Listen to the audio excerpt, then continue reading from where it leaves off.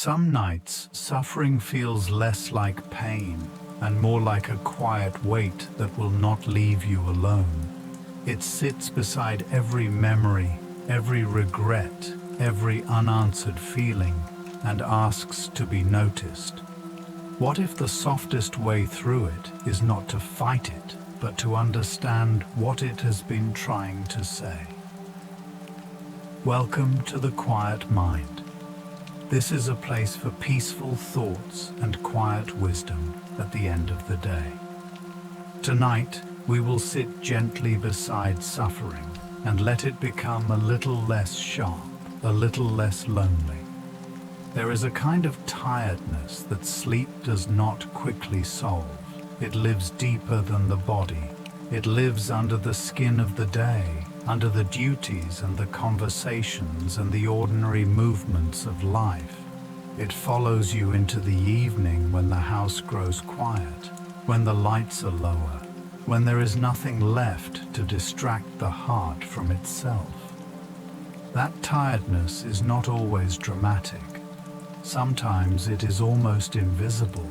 It looks like staring at a ceiling without really seeing it. It looks like replaying a sentence someone said years ago. It looks like thinking about a person you miss, or a mistake you made, or a version of yourself you have not quite forgiven. It looks like carrying something that has no single name, yet feels very heavy all the same. And perhaps that is what brought you here tonight. Not one sharp problem, but a human ache. Not a crisis that demands rescue, but a tenderness that needs room. There is no need to force clarity right now. The heart does not always speak in neat shapes. Sometimes it only knows how to send out a feeling and wait to see if someone will sit beside it long enough to listen. Suffering is one of the oldest things in the world. Before there were books and cities and philosophies, there was already the soft bewilderment of being alive. There was already hunger and loss, hope and disappointment, love and parting, birth and death, longing and uncertainty.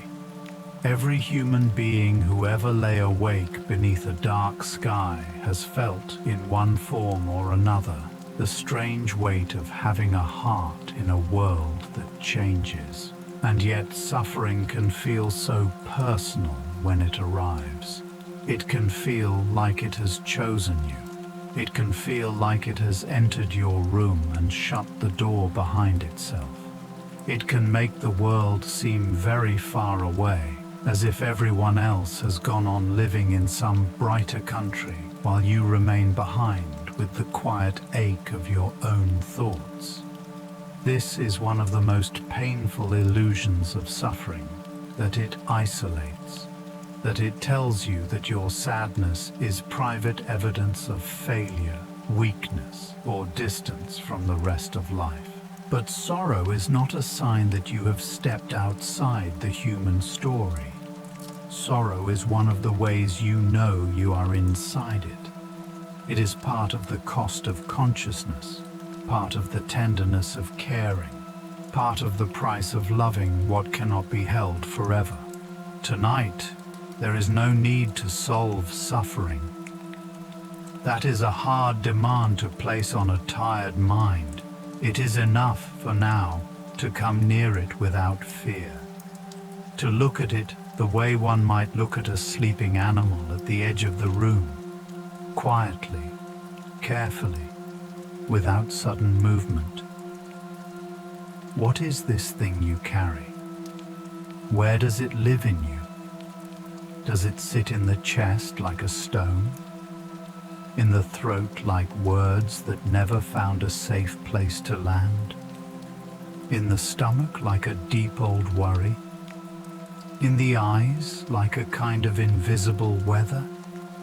Human pain is not only emotional, it becomes physical. It enters the breath, it shortens it. It makes the body brace in places you do not even notice until a quiet night like this one. The shoulders hold stories. The jaw remembers fear. The hands remember what they wished they could keep. The body becomes a quiet archive of everything the heart has lived through. And when the day finally ends, and you are no longer performing steadiness for the world, the body begins to speak in its own soft language. It says, "Here is what was never fully finished. Here is what still aches. Here is what was carried all day in silence." One reason suffering feels so large at night is that time changes in the dark. During the day, life moves quickly. There are tasks to answer, faces to meet, things to prepare, places to go, screens to look at, noise to move through. The mind has less room to linger. But night stretches. A minute becomes 10. A memory becomes a whole landscape. A small regret can suddenly feel like the central fact of a life. A sadness you ignored for weeks can return and sit at the edge of the bed as if it never left. Night is honest that way. It strips away the little protections that daylight offers. It leaves you with yourself. And this can feel cruel when what waits inside is pain. Yet there is also a quiet mercy in it. Because what returns at night is often what has been asking, in its wordless way, to be met. Not fixed, not judged, not forced into insight, simply met. Sometimes the heart keeps pain alive not because it enjoys suffering, but because it fears what will happen if it is not finally heard. There are feelings that grow sharper when ignored and gentler when acknowledged. There are inner burdens that tighten when pushed away and soften just a little when someone says, "Yes, I know you are there." The old teachings understood something important about this. The Buddha spoke of pain as a first arrow, and the mind's struggle against pain as a second arrow.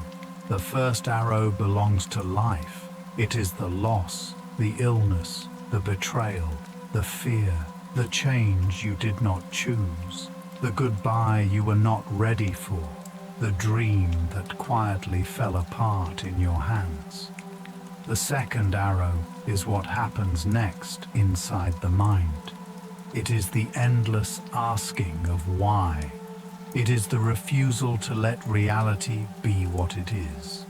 It is the secret belief that pain should not have happened, that sadness is a mistake, that suffering means something has gone terribly wrong with the very nature of life. And so the mind turns one wound into many. It reopens what has already happened. It argues with the past. It imagines different endings. It scolds the heart for being affected. It creates a kind of inner warfare. And often, this second arrow is what keeps a person awake long after the first sorrow has arrived. Not only the pain itself, but the protest against it. Not only the loss, but the demand that loss should never have been part of a human life in the first place. This does not mean that you chose your suffering. It does not mean your pain is not real. It does not mean you must become calm simply because a wise idea exists. Human feeling does not work that way. There are sorrows that flood the room before thought can even enter. There are losses so intimate that the whole body grieves before the mind can form a sentence. There are nights when nothing philosophical feels large enough to hold what hurts. And yet even then, there is a quiet gentleness in remembering that pain and resistance are not the same thing. A heartbreak may be real, and still the mind may be adding a heavy extra layer by saying, "This should not be happening. I should be over this. Other people do not feel this much. I am failing at being alive. These thoughts are not usually cruel on purpose. They are often attempts at control. The mind wants to close the wound by understanding it completely. It wants to end the ache by finding the perfect explanation. It wants to reverse time through thought alone. But suffering is rarely soothed by that kind of pressure. It is more often soothed by a quieter honesty. This is here. This matters. This hurts. And I do not need to turn against myself for feeling it. There is a great difference between drowning in suffering and making a little space around it. If you have ever held a glass of muddy water, you know that shaking it makes it cloudier. Setting it down lets the earth slowly settle. The same can be true of the inner life. The mind can stir pain into greater turbulence by constantly touching it, naming it, fearing it, solving it, measuring it. Or it can sit beside pain with a softer attention, one that says, I will not leave you, but I will not keep striking the surface either. This kind of attention is not dramatic. It feels almost simple. It might look like noticing that your chest is tight and letting the next breath be a little slower. It might look like allowing a sad thought to pass through without chasing 10 more after it. It might look like saying, very quietly, tonight I do not need to win against my own sadness. There is peace in that. Not complete relief, perhaps, but peace enough for the body to loosen its fist. Peace enough for time to soften. Peace enough for pain to become more like weather than identity.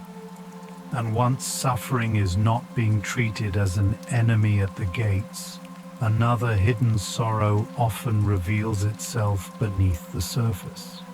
Very often, what hurts under suffering is loneliness. Not always the loneliness of being physically alone, though that can be real too. It is a deeper kind. The loneliness of believing that no one could really know what this feels like inside your chest.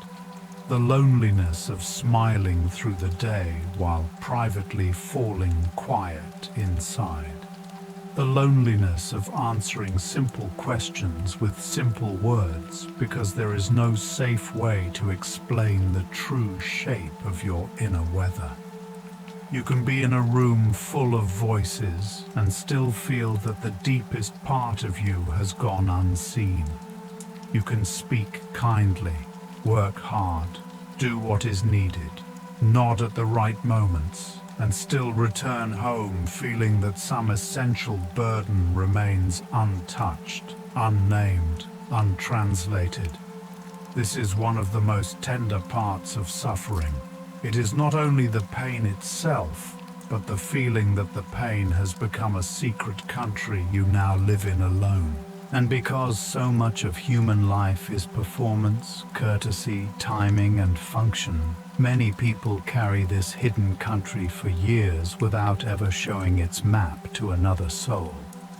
There is also the loneliness of comparison. This can be especially sharp in quiet hours. The mind looks outward and imagines that others are sleeping easily, loving easily, living easily.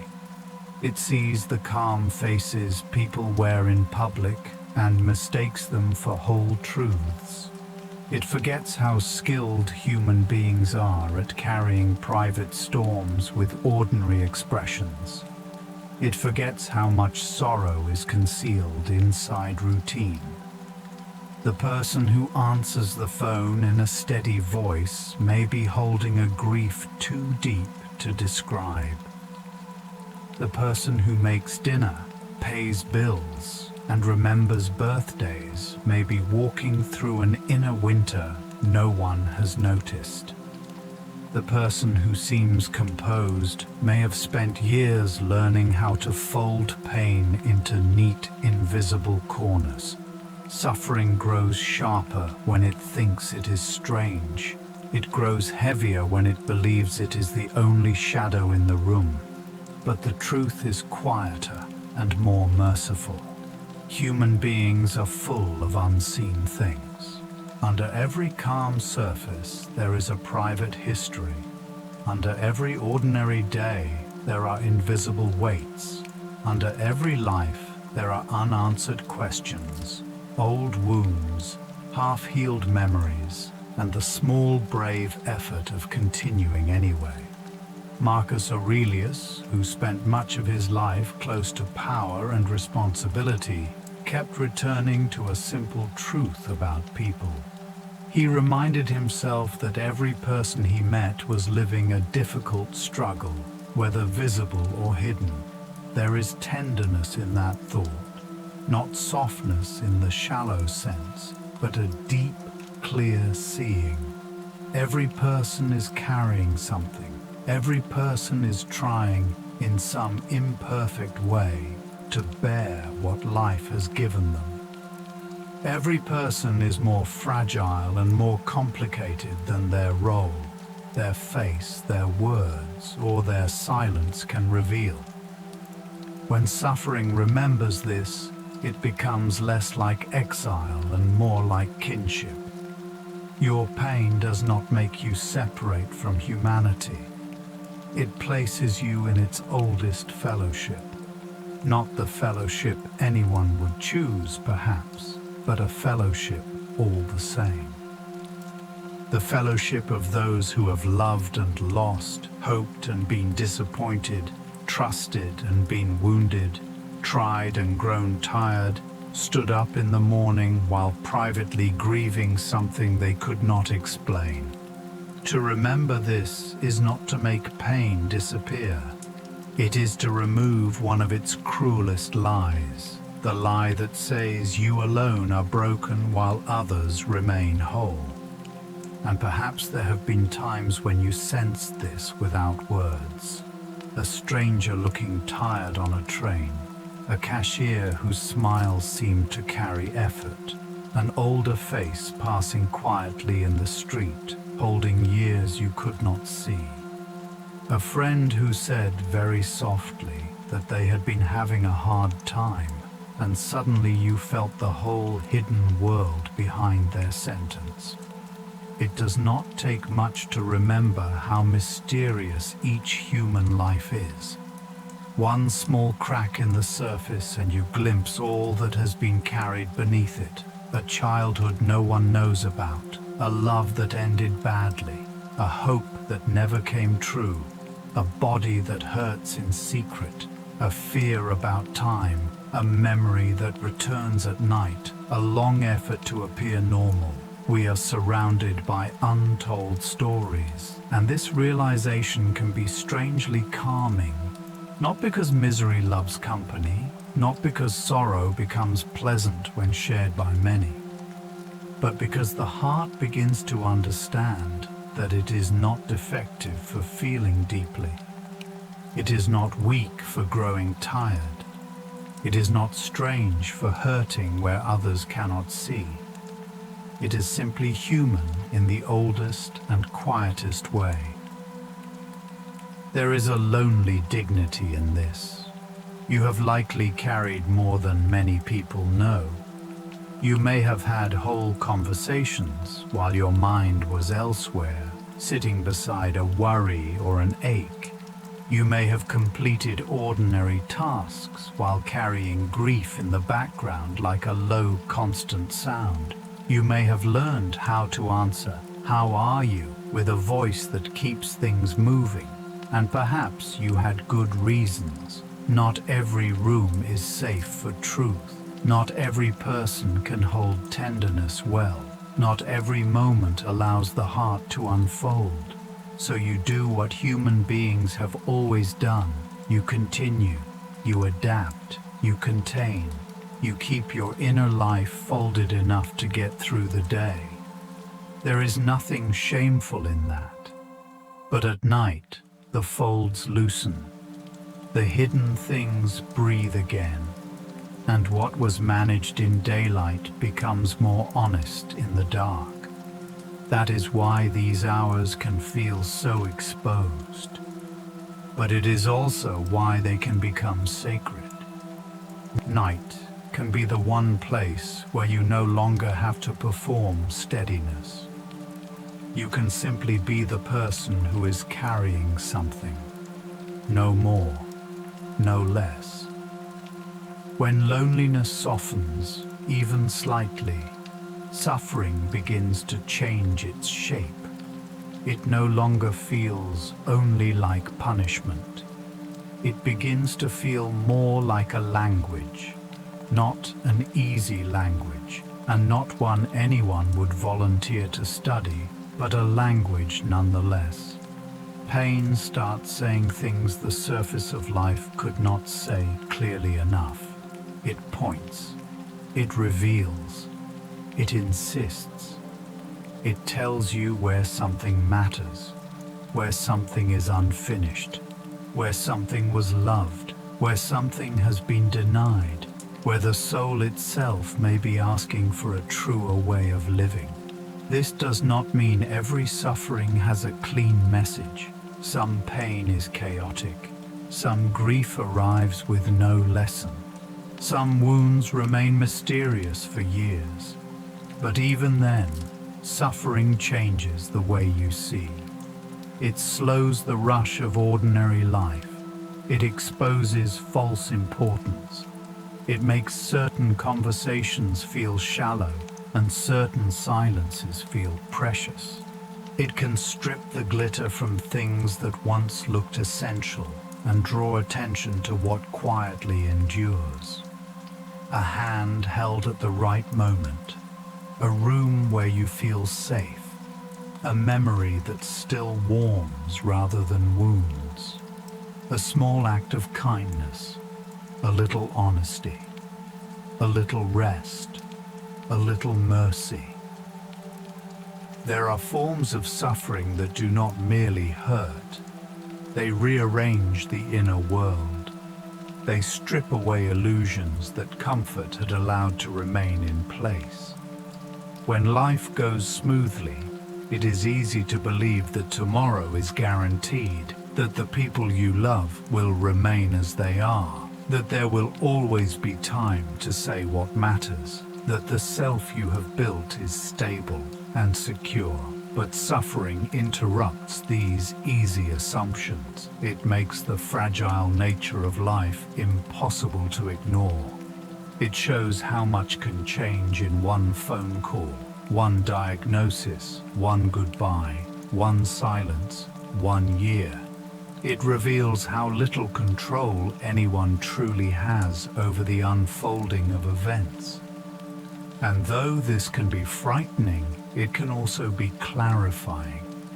Pain has a way of removing decoration. It reveals what you were leaning on.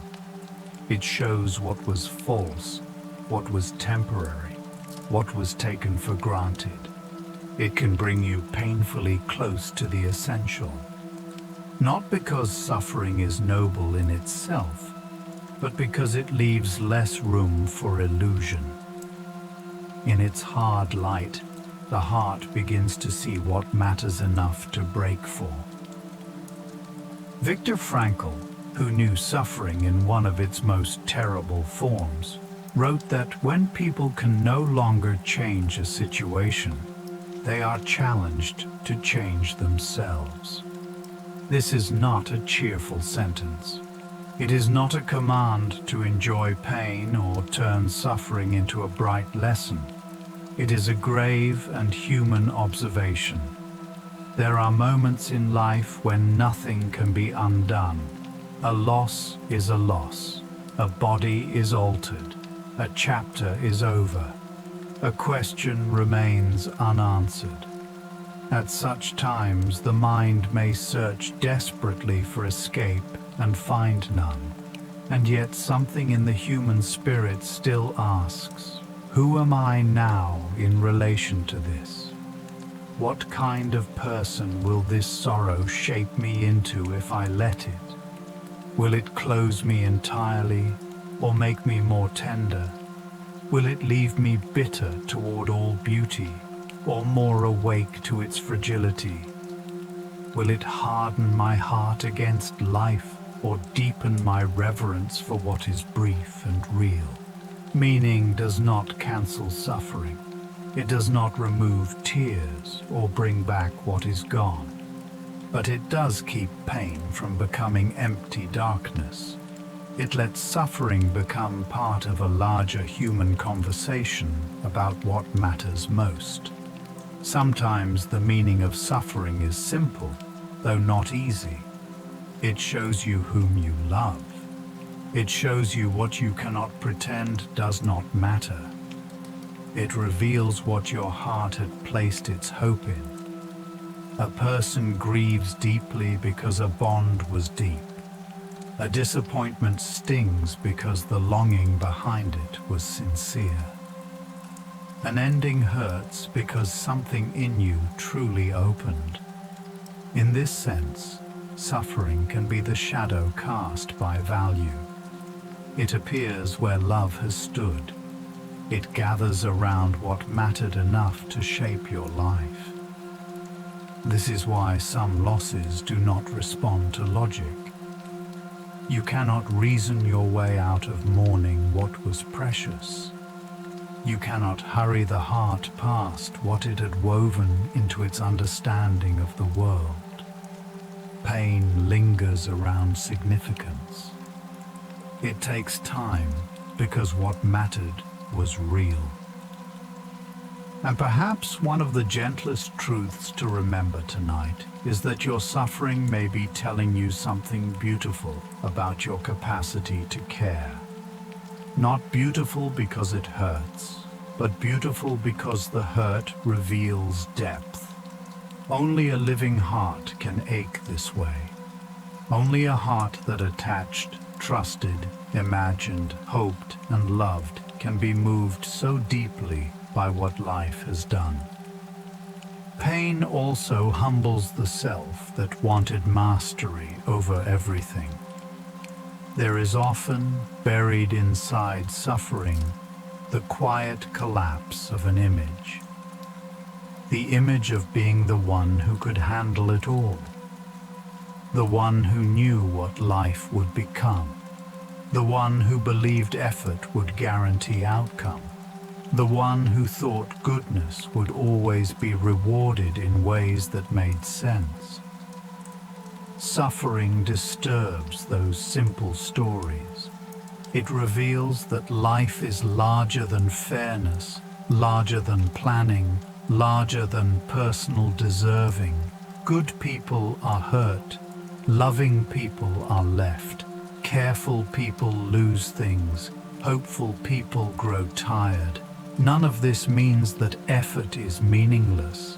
It means only that life is not a machine.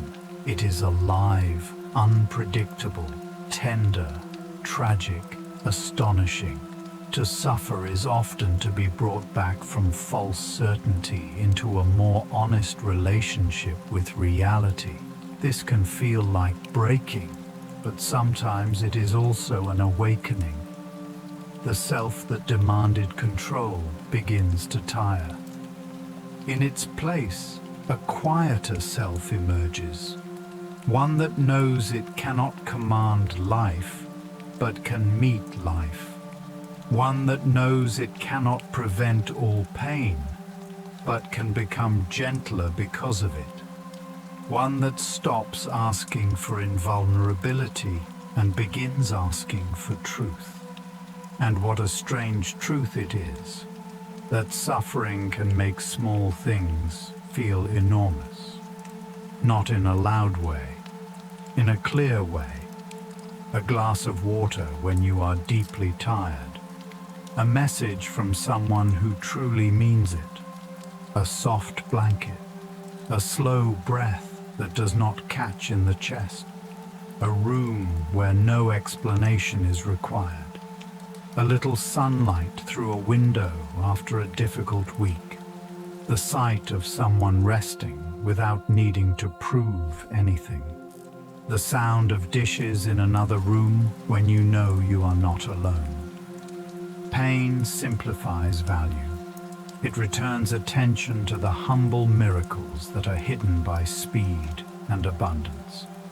It does not do this because suffering is good. It does it because suffering clears the eye. It teaches what comfort often forgets. That life is made bearable not only by large triumphs, but by small kindnesses. Not only by success, but by tenderness. Not only by being understood perfectly, but by being held imperfectly and still with care.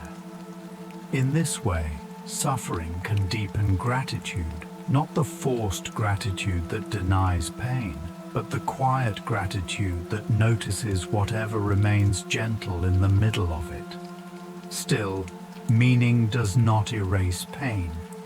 This is important. If suffering has taught you something, the wound can still ache. If a loss has made you wiser, the absence can still feel real.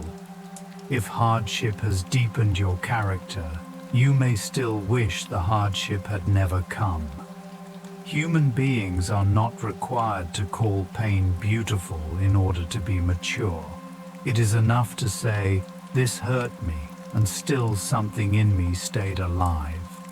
"This changed me, and still I do not fully understand it. This broke open some false certainty, and still I grieve what it cost." There is profound dignity in that kind of honesty, not rushing to summarize sorrow, not decorating it with false brightness, not turning it into an inspiring story before the heart is ready. Some truths need to remain tender and unfinished for a while. Some lessons come slowly, mixed with tears. Some meanings are only partly visible from where you lie tonight. That is all right. You do not need to complete your understanding before you are allowed to rest. The soul can keep working in the dark while the conscious mind lets go. Not every mystery must be solved before sleep. At the center of much suffering there is love. This is one of the most peaceful and painful truths. So much of what hurts in life hurts because the heart was involved, not because it was foolish, not because it was weak, because it was alive, because it reached outward, because it trusted something enough to build a home around it. You suffer where you attached, you ache where you hoped, you grieve where you loved. And this is why suffering is so often tied to the most beautiful parts of life. A parent feels fear because love is deep. A friend misses someone because the bond was real. A person mourns a lost future because hope once lived there vividly. A heartbreak is never only the ending of something. It is also the echo of everything that made the beginning luminous. Pain follows beauty because the heart cannot touch what matters without becoming vulnerable to its passing. To love at all is to stand in the path of grief. Yet no one who has truly loved would choose a life untouched by attachment simply to avoid pain. That would not be peace. That would be absence. There are many forms of attachment, and not all of them announce themselves in obvious ways. Sometimes you are attached to a person, sometimes to an idea of who you thought you would become, sometimes to a season of life that has quietly ended, sometimes to the way someone used to speak to you, or the feeling of being known in a certain room, or the hope that a wound would finally be repaired. Sometimes you ache not because you lost something concrete, but because life moved on before your heart had finished loving what had been. You may miss old versions of people who are still alive. You may miss a younger self who once believed more easily. You may miss a home that cannot be returned to because time itself has changed the shape of it. You may grieve not only what ended, but what never arrived at all. The child you did not become. The peace you thought would come sooner. The apology that never came. The conversation that would have healed something, if only it had happened. These are quiet griefs. They often remain invisible even to those closest to you, but they can weigh on the soul for years. Much of adult suffering is made of these subtle losses, not only funerals and endings everyone recognizes, but private departures. The day you stopped expecting someone to understand you, the moment a dream lost its color, the realization that some questions will never be answered, the small closing of a door you once believed would reopen. These losses do not always receive ceremony. There are no public rituals for them, no shared language strong enough to hold them neatly. So they continue inside, half named, half hidden. They appear in strange moments, in the middle of washing dishes, in a song, in a smell, in the sight of old handwriting, in the sudden memory of a face, in the pause after someone asks an innocent question. And because these griefs are so ordinary, people often feel they should not carry so much weight. But the heart does not measure importance by public scale. It measures by intimacy, by meaning, by what was once opened and is now empty, by what was hoped for and left unfinished. A private loss can shape a life just as much as a public one. Quiet sorrow is still sorrow. Rumi once wrote that the wound is the place where the light enters you. That line has been repeated so often that it can lose its depth, but at its heart there is a tender recognition. The places that hurt are often the places where the soul has become more porous, more awake, more capable of seeing beyond the surface of things. A wound changes the way light enters. It softens certainty. It exposes hidden rooms. It makes a person more able to recognize pain in others, more patient with mystery, more reverent toward moments that cannot be kept. This does not mean wounds are desirable. It means they alter perception. They break open the hard shell of the self that once believed it could move through life untouched. Through sorrow, the heart becomes aware of dimensions it once ignored, the sadness of passing time, the holiness of an ordinary afternoon, the enormous value of simple presence. The way love glows most clearly when you know it cannot be guaranteed. The way a quiet voice can save a difficult day. The way tenderness becomes almost sacred in a harsh world. The wound changes what counts as important. There is dignity in heartbreak, not because pain is romantic, but because heartbreak proves that your heart was not asleep. It proves that you let life matter. It proves that something in you did not remain closed, cynical, detached, or untouched. To have been moved enough to suffer is evidence of depth. It is evidence of participation in life's most fragile and meaningful currents. Think of how many people go through years hidden behind cleverness, busyness, performance, or control. They avoid being deeply affected because they fear what feeling might cost. Yet to feel deeply is not a mistake. It is the very thing that makes life more than a sequence of tasks.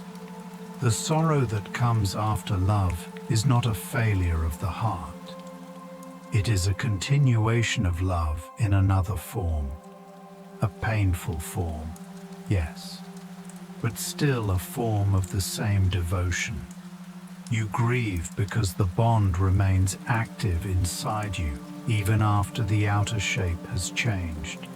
In that sense, grief is love with nowhere obvious to go. It lingers because what mattered does not vanish on command.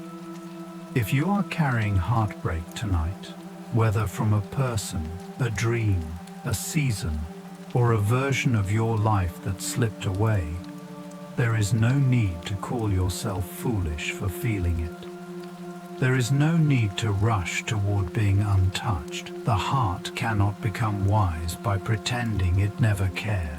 It becomes wise by caring and surviving the truth of what caring costs. You may still miss what hurt you. You may still long for what was never fully yours. You may still carry questions about why things changed, why someone left, why tenderness was not enough, why time moved in the direction it did. These questions are deeply human. They rise because love wants coherence. It wants to understand why beauty could not remain. Yet life rarely answers in the clean language the heart desires. More often, it gives silence, distance, and the slow education of endurance. And inside that endurance, something gentle begins. Not a hard acceptance, not a cold indifference, a softer wisdom, a growing ability to love what was, even if it could not stay. When pain is seen as the shadow of love, something in it becomes less shameful. The listener lying awake in bed is not merely a person with a problem to solve. You are a person who has cared enough to be altered. That is different. It places your suffering in a larger and more dignified frame. Your sadness may not mean that life has gone wrong. It may mean only that life touched you in earnest, that you were here for it, that you said yes to people, to hopes, to visions, to bonds, to moments, and therefore had to meet the truth that all such things are vulnerable. This is not a cruel design. It is the condition of beauty. A flower is beautiful because it does not remain. A voice is moving because it fades. An embrace matters because it ends. An evening becomes precious because it cannot be stored forever. Human beings suffer partly because they are the creatures who can recognize this. They know what passing means. They feel time. They remember. They anticipate. They lose. They love anyway. One of the most peaceful thoughts about suffering is that it changes. It may not disappear when you want it to. It may not leave in a dramatic moment. It may not even become small for a long while. But it changes. Nothing felt by a living heart remains exactly the same. Even sorrow has tides. There are nights it fills the whole room, and mornings when it sits more quietly in the corner. There are days when a memory cuts sharply, and days when the same memory arrives almost tenderly.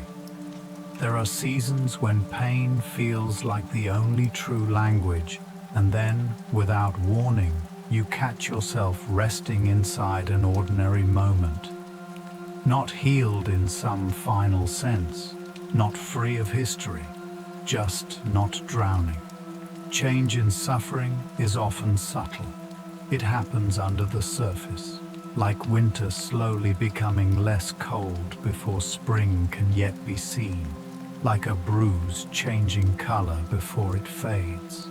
Like a room growing lighter before sunrise is obvious. The soul moves this way too. quietly, gradually, without spectacle. That is why a suffering heart can wrongly believe it will always feel exactly as it feels tonight. But feeling is movement, even when movement is slow. Lao Tzu taught that wisdom is like water. Water does not fight for hardness.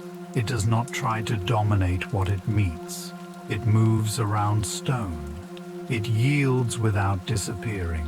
It adapts without losing its nature. Over time, it reshapes even what seems immovable, not by force, but by patience and flow. There is deep comfort in that image when thinking about pain. The mind often wants to become hard against suffering. It wants to overcome, conquer, defeat, and stand untouched. But perhaps that is why it grows so tired. Perhaps the inner struggle becomes gentler when you stop asking yourself to be a wall and begin allowing yourself to be water. Soft enough to feel, but not fixed in one shape. Able to move around what hurts, to carry it without becoming only it. To let it pass through different parts of your being without turning it into a permanent identity. Water does not deny the rock. It simply does not become the rock. In the same way, you do not need to deny your pain. You only need to remember that pain is not the whole shape of you. This is where acceptance becomes something beautiful and often misunderstood. Acceptance is not saying that suffering is good. It is not approving of what wounded you. It is not giving up on life. It is not deciding that nothing matters. It is simply the moment when the inner argument begins to quiet. The moment when you stop demanding that the past be different before you are allowed to breathe. The moment when you stop measuring your worth by your ability to remain untouched. The moment when you let reality be real, even if you still grieve it. There is enormous relief in this, because so much exhaustion comes not from pain alone, but from carrying pain and fighting it at the same time. Acceptance sets down part of that burden. It says, I do not have to solve tonight. I do not have to untangle every thread before morning. I do not have to know why this happened in order to stop struggling against the fact that it did. This does not make the heart numb. It makes the heart less divided against itself. And an undivided heart rests more easily, even when it still aches. You can feel the difference between defeat and acceptance in the body. Defeat collapses. It goes cold. It says nothing matters now. Acceptance softens. It says this matters and I cannot force it away tonight. Defeat closes the future. Acceptance simply loosens the grip of the present. Defeat is heavy in a way that deadens. Acceptance is heavy in a way that breathes. If you listen carefully, you may know which one is present in you now. If the body is still holding on tightly, perhaps it has not yet trusted that it is safe to release the argument. That is all right. Trust comes slowly, especially if pain has taught you that letting go can feel dangerous. Many people hold on to suffering because it seems like the last remaining link to what they loved, or the last defense against being hurt again, or the last way to stay loyal to a wound that once changed them. But pain does not require permanent tension to be honored. Love does not require endless strain to be remembered. What mattered can still matter, even as the muscles soften, even as the breath lengthens, even as sleep begins to come closer. Sometimes suffering becomes so familiar that a person begins to wear it as identity. not because they want pain, but because pain has been with them long enough to feel like a shape of self. I am the anxious one. I am the grieving one. I am the disappointed one. I am the one who was left. I am the one who never quite became what I hoped. These identities form quietly. They offer coherence, they explain, they protect, but they can also imprison. Because once pain becomes identity, every feeling must pass through its filter. Every new day arrives already named by old hurt. Every possibility is interpreted by what has already gone wrong. This is another place where gentleness matters. You do not break these identities by force.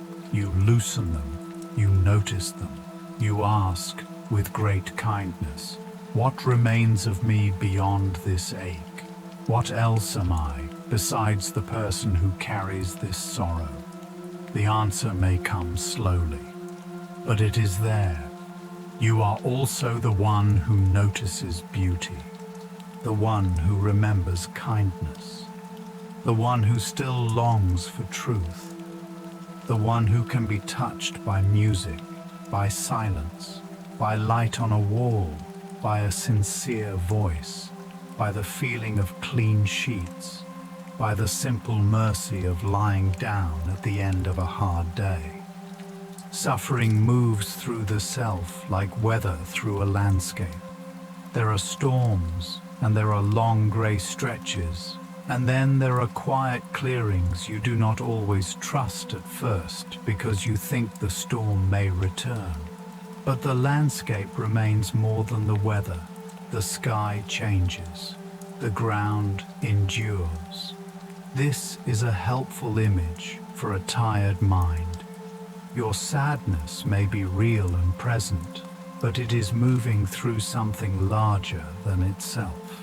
It is moving through consciousness, through memory, through a body that has survived many seasons already, through a soul that has known other feelings, other versions of time, other rooms, other recoveries.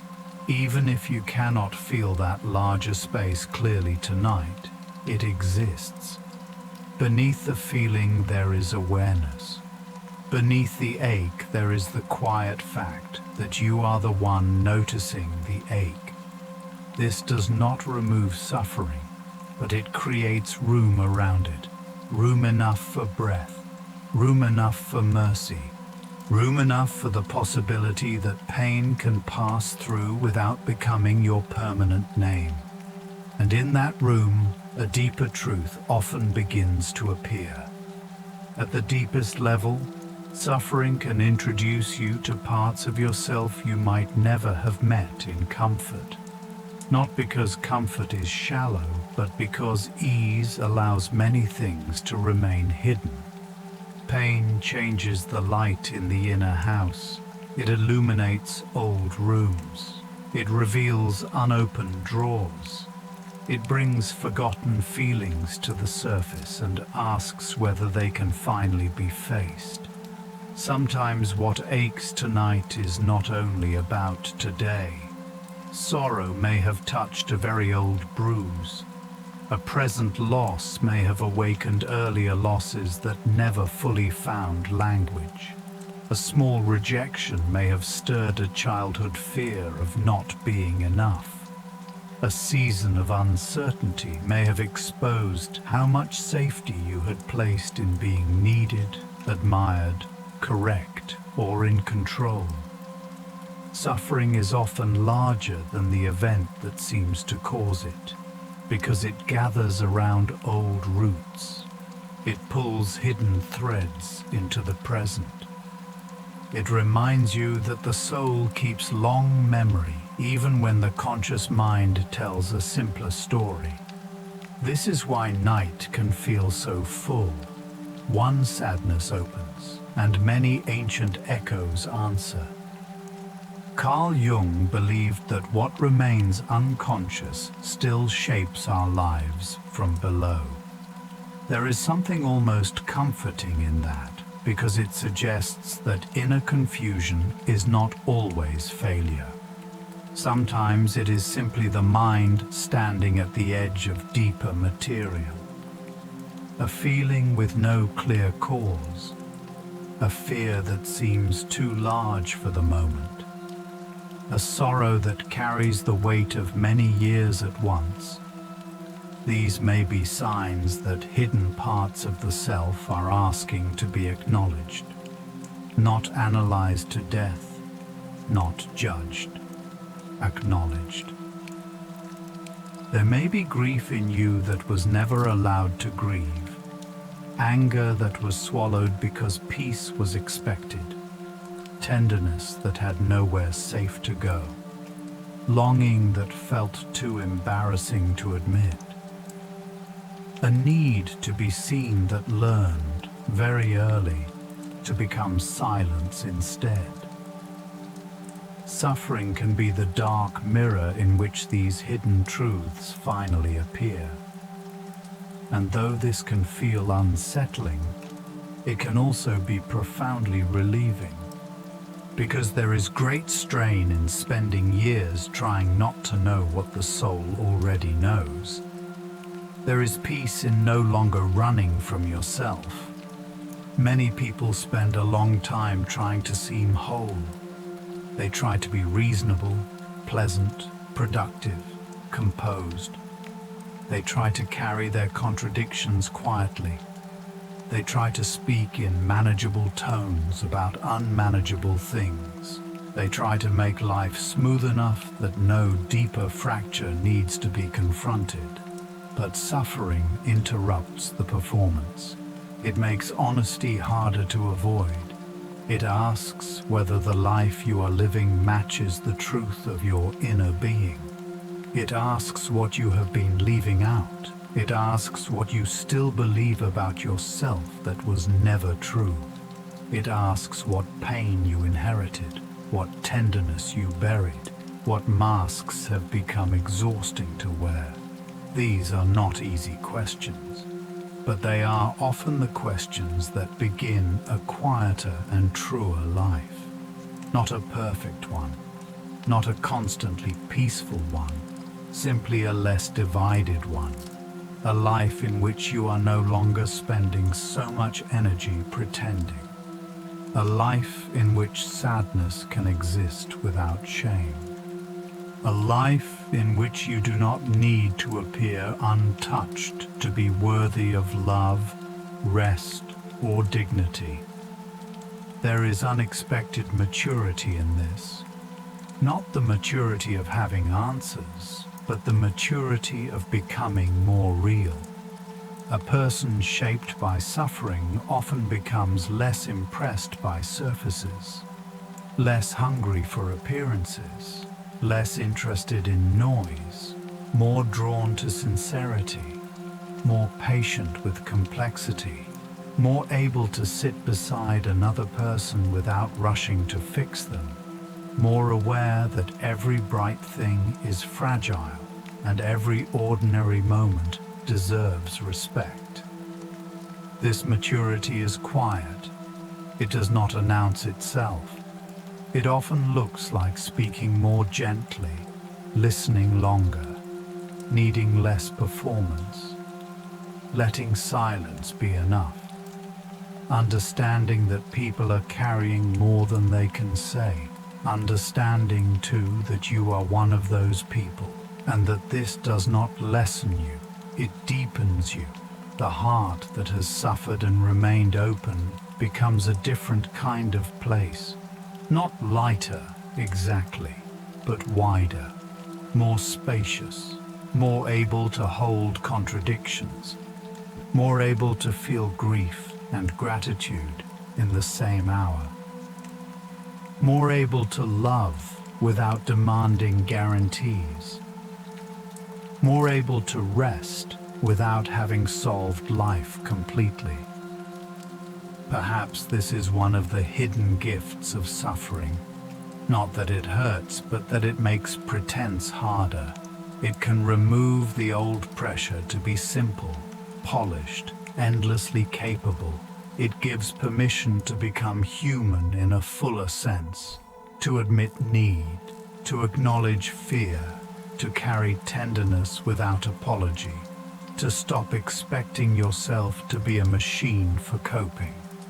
There is such relief in this, especially late at night, because the sleepless mind is often cruel not only about what hurts, but about the fact that it hurts at all.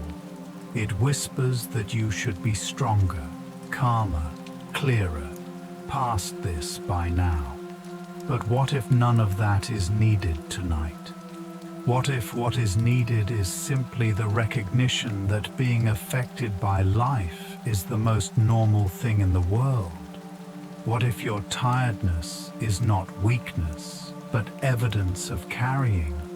What if your sadness is not failure, but testimony? What if your need for rest is sacred, not selfish? These questions do not solve pain.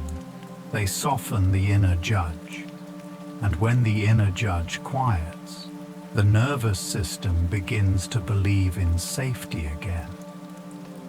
There is beauty, strange and quiet, in being a creature who can be touched.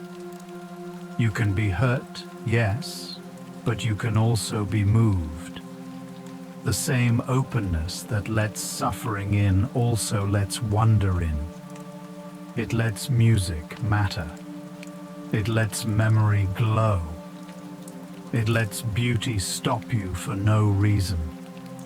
It lets love enter your ordinary life and make it shine. It lets a few kind words stay with you for years.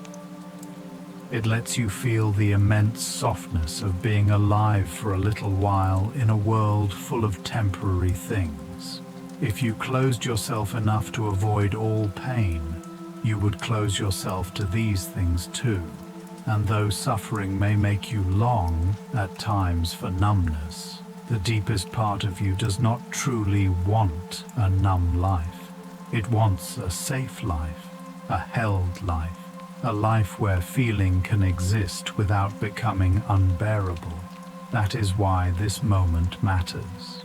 This lying here in the quiet, this not having to perform, this allowing your own humanity to be met with gentleness. Safety does not always mean the absence of pain. Sometimes it means the presence of kindness around pain. There may be specific faces inside your suffering tonight. A person you miss, a person who disappointed you, a person you could not keep, a person you could not become fully known to. Or perhaps there is your own face from another time, younger, more hopeful, less tired, looking back at you from some remembered year. Sometimes the heart suffers because it is still in conversation with someone absent. It is still explaining, asking, apologizing, imagining, remembering. Whole relationships continue inside the mind long after the outer contact has changed. This is one reason the night can feel crowded. The room is quiet, but inwardly many voices are still speaking. The mind revisits scenes, trying to make sense of them. If only I had said this. If only I had known. If only they had stayed. If only I had been different. These are ancient human thoughts. They rise because the heart wants repair. It wants the story to settle into a form that can be held. But many stories do not close neatly. Some remain open at the edges. They teach us how to live with unfinishedness. There is sorrow in unfinishedness, but there is also tenderness. Think of all the things in a human life that remain partially unresolved. The parent who was loved and misunderstood at the same time. The friend you drifted from without one clear reason. The younger self you still wish to comfort. The apology that came too late.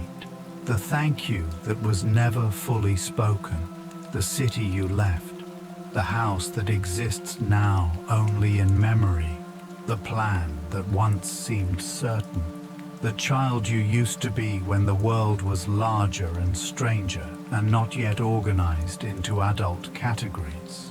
None of these things are complete. They live in you not as finished chapters, but as soft, unfinished lines. And perhaps one reason suffering can feel so haunting is that it does not fit neatly into closure. It remains alive because life itself is not cleanly resolved. Human beings carry threads. They do not always carry completed patterns, yet there is still grace in this. An unfinished life is not a failed life. It is simply a living one. Only what is dead is fully concluded. Regret often arrives with suffering, and it has its own special ache. Regret is painful because it contains imagination. It creates another version of the world and places you just outside it. In regret, the mind becomes a maker of ghost paths. It says there was a better sentence I could have spoken, a wiser choice I could have made, a gentler response, a braver act, a clearer understanding, a more loving timing. Regret can be one of the heaviest burdens at night because it sounds so convincing. It wears the voice of certainty, though it is born from hindsight. But the self who regrets now is not the self who acted then. The self who regrets has information, maturity, tenderness, and clarity that may not have been available in the moment. This does not erase responsibility, and it does not make every wound simple. Yet it introduces mercy. You were always acting from the limits of your understanding at the time. Human beings do not choose with full knowledge. They choose while confused, tired, hopeful, fearful, lonely, defensive, yearning, unfinished. And later, they judge from a distance. The heart needs compassion here too. If there is regret moving quietly through you tonight, it may help to think of how many versions of yourself have existed already. The child who did not know, the teenager who felt everything too sharply or not at all, the young adult trying to become someone in a confusing world, the tired self who made choices from pain, the hopeful self who believed too quickly, the guarded self who withdrew too soon, the gentle self who stayed too long. These selves are all you, and yet each one knew only a part of the story. To demand perfection from them is to misunderstand what a human life is. A life is not a sequence of flawless decisions made by a fully formed being. It is a long unfolding, a long education in love, fear, truth, consequence, tenderness, and limitation. Regret hurts because it shows where your values are now. It shows what you wish you could have done with greater wisdom. In that sense, regret is not only pain, it is moral awakening. It is the heart learning what it truly wants to stand for. That learning is costly, but it is real. And the one who learned deserves rest too. There are also sufferings that do not come from dramatic wounds, but from the long, slow friction of ordinary life. The loneliness of being needed by many and fully known by few. The fatigue of responsibility. The quiet sadness of watching years move. The strange realization that adulthood is often made of carrying things no one applauds. Bills, errands, aging bodies, changing roles, worries about people you love. Small daily acts that keep life together while your own inner life waits patiently in the background. There is suffering in the ordinary. The sink filled again. The email unanswered. The season ended. The face in the mirror changing. The child growing up. The parent growing older.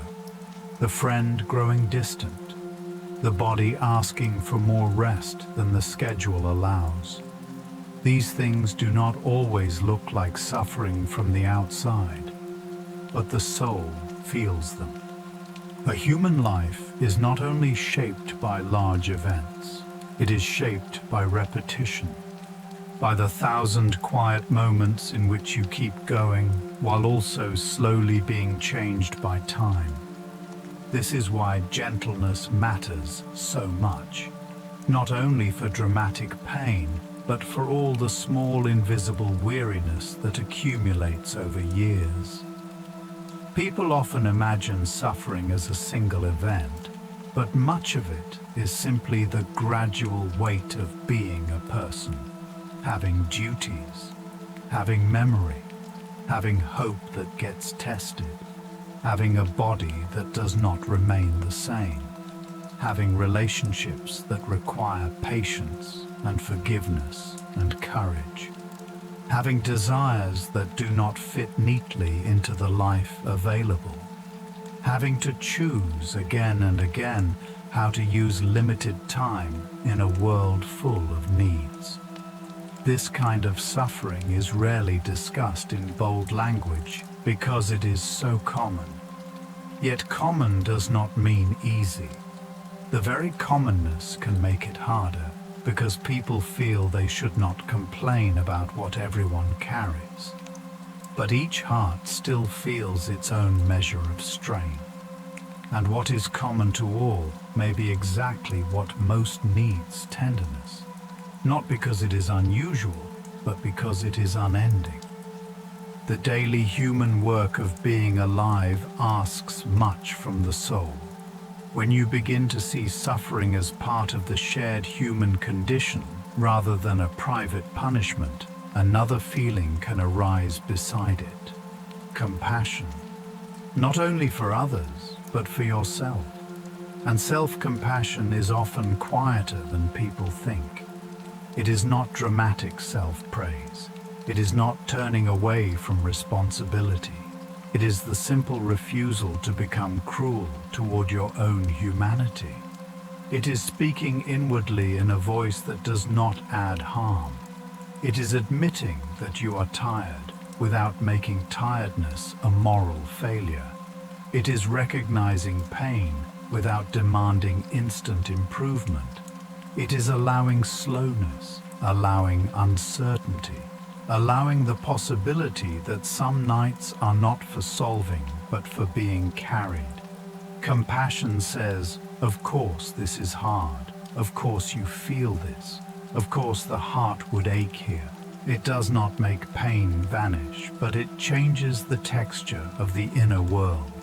Instead of being alone with suffering and judgment, you are alone with suffering and kindness. That difference can be the beginning of peace. Perhaps one of the saddest habits people learn is to speak to themselves more harshly than they would ever speak to a loved one. A friend confesses they are struggling, and you soften. You understand. You tell them there is no shame in being overwhelmed. But when the same thing happens inside you, another voice appears. It is impatient, disappointed, cold. It says you should be stronger, wiser, faster, more finished than this. Yet what has this voice ever truly healed? Harshness may create temporary control, but it rarely creates peace. The heart does not open under attack. It hides, it braces, it becomes more frightened of its own honesty. If you want suffering to become less sharp, one of the most beautiful things you can do is stop using your own thoughts as weapons against yourself. Let the inner voice grow quieter. Let it become less like a judge and more like a bedside presence. Not falsely cheerful, simply gentle, simply calm, simply willing to remain with what hurts without making it worse. There is something deeply peaceful in remembering that no feeling is required to last forever in its most intense form. Even the body knows this. It cannot sustain panic endlessly. It cannot weep without pause for all of time. The systems of life are built with tides. Wakefulness yields to fatigue. Tightness yields eventually to release. Thoughts lose force when not constantly fed. Sorrow itself has rhythms. It rises, peaks, recedes, returns in a new way. This does not mean your pain is small. It means your pain belongs to life, and life moves. You do not have to force this movement. In fact, forcing often interrupts it. But you can cooperate with it. You can refrain from gripping every feeling as if it were eternal truth. You can let a thought pass without turning it into identity. You can notice the body asking for softness and not answer only with tension. You can allow exhaustion to be what it is, a signal, a limit, a wise request from the whole of your being for less effort and more surrender. There is dignity in listening. Sometimes peace enters not as insight, but as the body finally believing it is allowed to rest. This is why a slow breath matters. Not because breathing solves grief, but because the body and mind are not strangers. When the breath softens, the mind receives a message. Not everything is attacking you right now. When the shoulders lower, something ancient in the nervous system hears a kind of permission. You do not have to hold the whole world up through the night. When the jaw loosens, some small hidden vigilance can begin to release. The body has been carrying thoughts too. It has been holding questions as muscle and worry, as posture and memory, as tension. A peaceful thought about suffering, then, is not only philosophical, it is physical. It says, tonight, the body does not need to rehearse every pain to prove that the pain was real. Tonight, the body may simply lie here, supported, breathing, heavy in the good way, allowed to stop, allowed to be a living creature who has done enough for one day. If you listen inwardly now, perhaps you can sense that your mind has many layers. There is the upper layer of immediate thought, the one that names, compares, remembers, plans. Beneath it, there is feeling. Beneath feeling, there is weariness. Beneath weariness, there may be longing. Beneath longing, there is often love. And beneath even that, there is a kind of quiet awareness that simply witnesses all of it. This witness is not cold. It is spacious. It has been with you through every age of your life. It watched you as a child when your feelings were enormous and unnamed. It watched you in moments of joy, embarrassment, confusion, tenderness. It watched you become different people across the years. It is watching now as this present version of you lies here, carrying what it can. There is comfort in remembering this deeper awareness, not because it takes the pain away, but because it means there is more to you than any single feeling passing through. Something in you is larger than tonight's sorrow. Something in you can hold it, observe it, and gradually let it settle. This larger self is not distant from your pain. It is the part that can be kind to it. The part that can say, "Yes, I know this is here." The part that does not panic at every wave. The part that can trust that feeling is not catastrophe. That sorrow can be visited without being swallowed whole. That memory can arise without demanding endless rehearsal. The listening self does not need to judge what comes. It simply notices a memory of a face, a fear about the future, a sudden heaviness for no clear reason, a tenderness for your younger self, a wish that things had gone differently. All of this can be noticed, named softly if needed, and allowed to pass through the inner room without causing alarm. Notice how different that feels from wrestling. Wrestling makes every thought louder. Noticing lets thoughts become less solid, more like clouds than commands, more like ripples than verdicts. This is not detachment in a cold sense. It is intimacy without panic. It is staying close to your own experience without turning the whole night into a courtroom. There may always be some mystery in suffering. This is another peaceful thought. It means you do not need to explain everything fully to justify your own feelings. Some pain comes from clear events, yes, but some suffering is existential. It rises from the sheer fact of being alive in time, from knowing that all things change, from sensing the distance between who you are and who you hope to become, from feeling how brief each season is, from carrying the knowledge that everyone you love is mortal, including you, from living inside a beautiful world that does not promise permanence. This kind of sorrow belongs not to pathology, but to consciousness itself.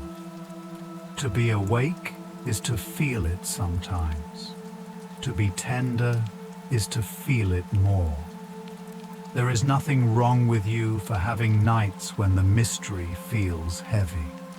That mystery has sat beside philosophers, poets, parents, workers, children, elders, lovers, and lonely people in every age. It is part of the soul's life. And because it is part of life, it does not have to be banished before sleep. It can simply quiet down and rest beside you. Even the fear of suffering is a form of suffering. The fear that this pain will stay forever. The fear that if you let yourself feel, you will not come back from it. The fear that life has already passed some hidden point of no return. The fear that you will never again be as light as you once were. These fears visit many people at night, but notice how they live in the future. They imagine permanence. They tell a story of endlessness. And yet, the truth of life is movement. You have already been many selves. You have already survived feelings that once seemed impossible. There were nights before this one. There were mornings you did not think would feel gentle, and then somehow they did. Not perfect, just gentler. This does not mean you must trust the future completely. It means you do not need to believe every fearful prediction the tired mind creates. Night magnifies. It makes feelings look eternal. But feelings are shaped by hours, by hormones, by memory, by the body's state, by the soul's weather. They are real, but they are not always final. One of the most tender things about being human is that we keep trying, even while we are unfinished. We continue loving while knowing love risks grief. We continue making homes in time while knowing time moves. We continue speaking and reaching and planning and hoping in the face of uncertainty. There is quiet courage in this, not the loud kind, not the kind that needs applause, the kind that wakes up and makes tea, the kind that answers messages, the kind that shows up for children, friends, work, or simply the next necessary task while carrying invisible sadness, the kind that lies awake and still has not entirely closed its heart to life. If you are here tonight, listening inwardly, feeling deeply, still asking gentle questions about meaning and pain and peace that already says something tender about you. Something alive remains. Something still turns toward understanding instead of only numbness. Something still wants to meet life honestly. That is a kind of goodness, not a triumphant goodness, a human one. It may help to remember that your life has not been made only of suffering, even if suffering feels especially present right now. Somewhere in your history are moments of warmth, even if they arrive tonight only faintly. Someone laughed once and you felt safe. Morning light once fell across a room in a way that made everything seem briefly simple. A hand touched your shoulder and meant it. A meal restored you after a hard day. A song found you at the right moment. A child's voice, a pet's quiet presence, the smell of rain, the sight of trees moving in wind, a conversation that needed no performance, the first cool side of the pillow, the relief of taking off shoes after being on your feet too long. Life has always mixed sorrow with these small mercies. The mind in pain often forgets them, not because they were false, but because pain narrows attention. It makes the world smaller, yet the larger world remains. Not as an argument against suffering, but as context. The heart is wounded, yes. It is also still capable of receiving gentleness. And perhaps this is enough for tonight. Not the full recovery of joy, not permanent resolution. Simply enough room for a little gentleness. Enough room for the day to loosen its grip. Enough room for the body to stop rehearsing every unfinished thing. Enough room for memory to become quieter, for questions to become less urgent, for grief to set down its voice and breathe. Sleep does not ask you to become enlightened before it comes. It asks for trust. It asks that you stop standing guard over every thought. It asks that you allow the night to hold what you cannot hold alone. This is difficult for many people because wakefulness can feel like responsibility, as if staying alert might somehow protect what matters, solve what hurts, prevent what is uncertain. But the night is not asking you to abandon what matters. It is asking you to let it rest too. Your worries do not become more real because you keep them awake. Your love does not become more true because it remains tense. Even devotion needs sleep. You can set things down without losing them. This is important. You can stop thinking about someone for a few hours and still love them. You can release a question until morning and still care about its answer. You can loosen regret for one night and still honor what it taught you. You can let the body sleep and still remain faithful to whatever grief or longing is part of your life. Rest is not betrayal. Rest is not forgetting. Rest is trust in another form. Trust that what is real will still be real tomorrow. Trust that what matters does not need constant mental gripping to survive the night. Trust that the deeper parts of you know how to carry things even when conscious thought releases them. There is great peace in this. The peace of knowing you do not have to prove your seriousness through exhaustion. You do not have to prove your love through tension. You do not have to prove your goodness through endless analysis. You are allowed to be a finite creature. You are allowed to sleep.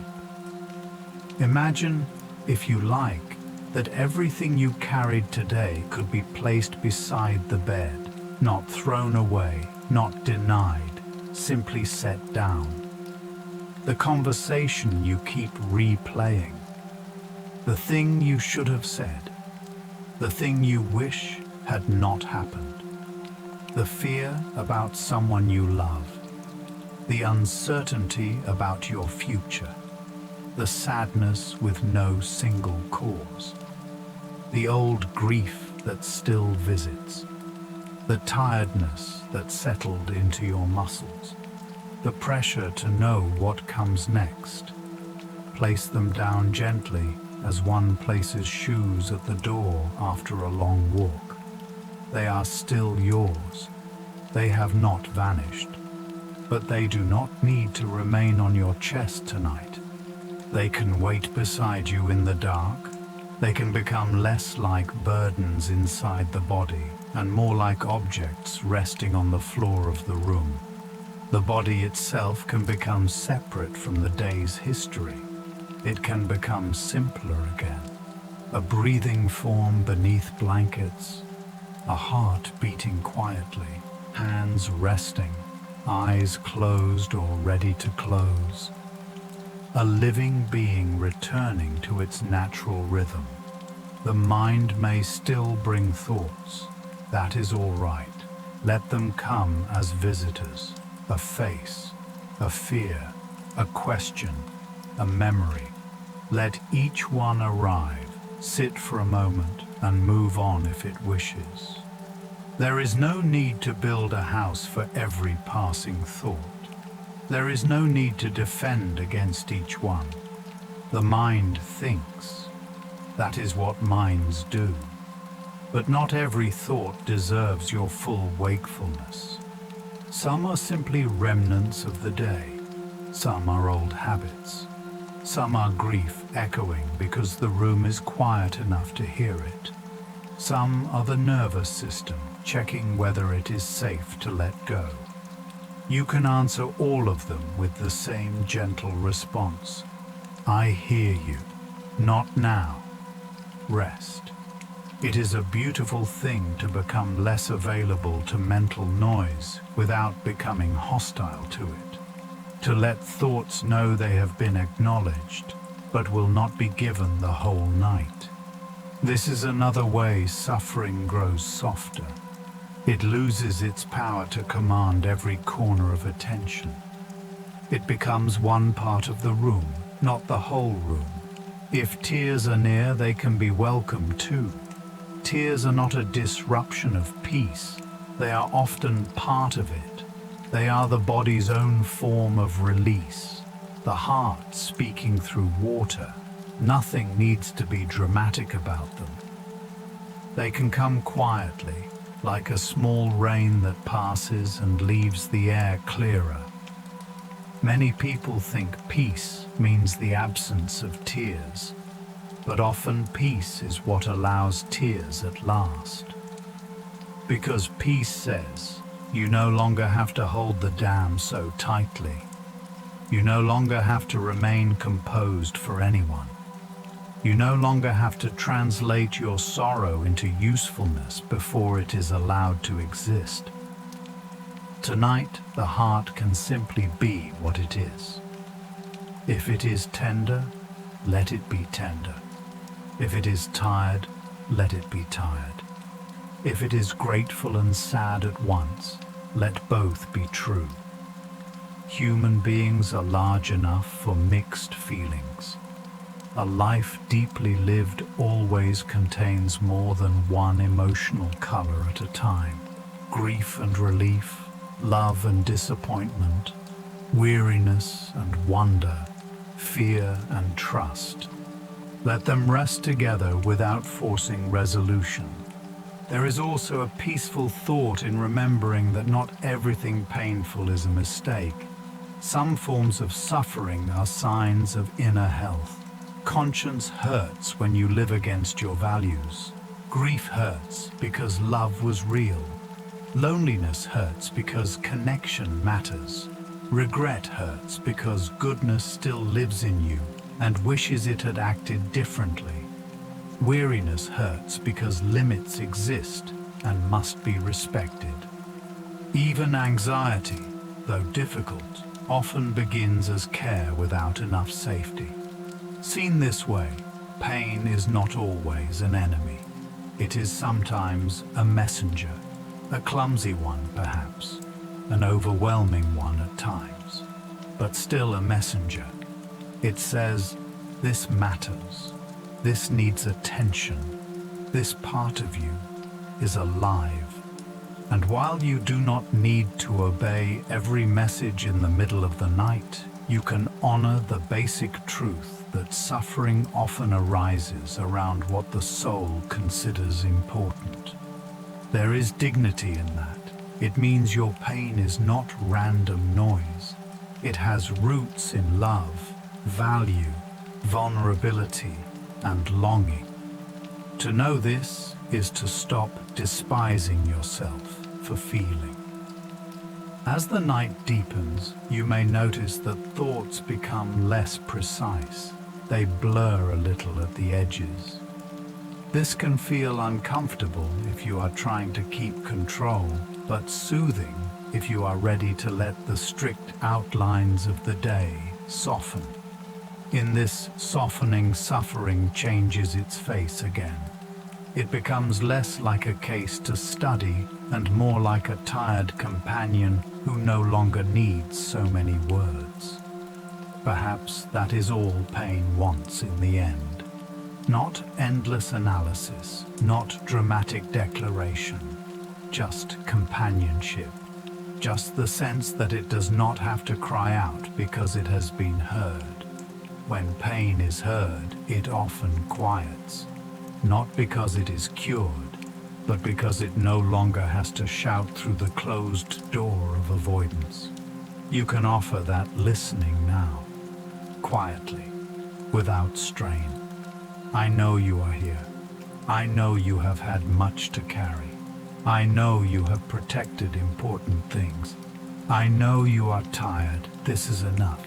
In such inward speech there is great tenderness, the kind that slowly invites sleep. If suffering has made you feel smaller, remember that it has also brought you into contact with what is most universal. Every civilization has made songs, stories, prayers, poems, and philosophies because human beings have always needed help carrying what hurts. The loneliness you feel is real, but it is not solitary in the great sense. Across centuries, others have lain awake with grief in their throats. Others have watched moonlight on a floor and wondered how to endure a changing life. Others have touched the empty side of a bed or stared into darkness after hearing difficult news, or felt regret settle heavily in the body. Others have tried to make peace with pain without becoming numb. In this way, you are accompanied by countless invisible hearts, not in a noisy crowd, but in a quiet lineage. A lineage of people who loved and lost, carried and questioned, hoped and healed imperfectly. You belong to them, to the tender ones, to the wakeful ones, to those who kept seeking wisdom not to become superior, but to become gentle enough to survive being human. There is an old softness in belonging to the human story. You do not have to be exceptional in your pain. You do not have to justify it by making it unique. You can simply let it be one thread in a vast woven fabric of longing, loss, tenderness, memory, and care. This does not make your suffering less personal. It makes it less isolated. You are not outside the circle because you hurt. You are inside it because you can hurt, and because you can still listen for peace within the hurt.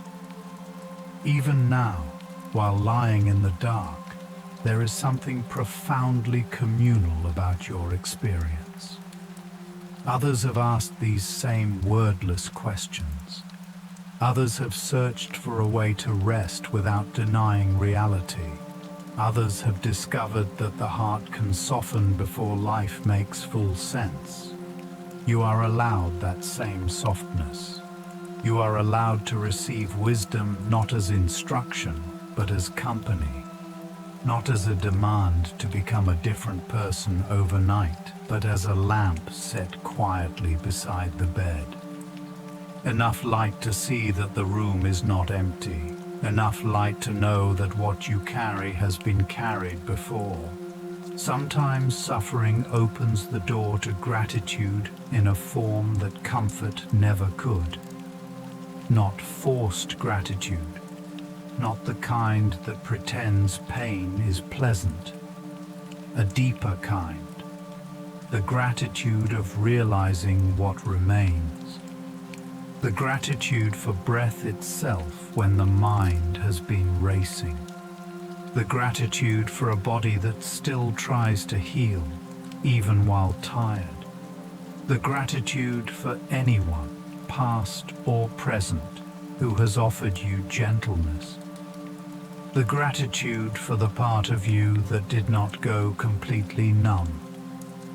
The gratitude for this night, imperfect as it is, because it gives you a chance to be honest in the dark.